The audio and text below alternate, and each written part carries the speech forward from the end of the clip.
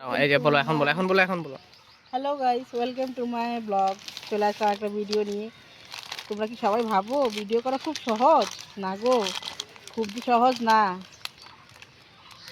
আমরা দিনের মধ্যে বেশিরভাগ টাইমই ভিডিওর পিছনে খাটি। ওর ভিতরে আমি স্নান করছো?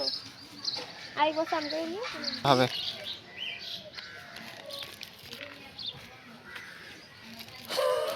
নিজের মুখে নিজেই দাও। দাদা আমি করে দিচ্ছি।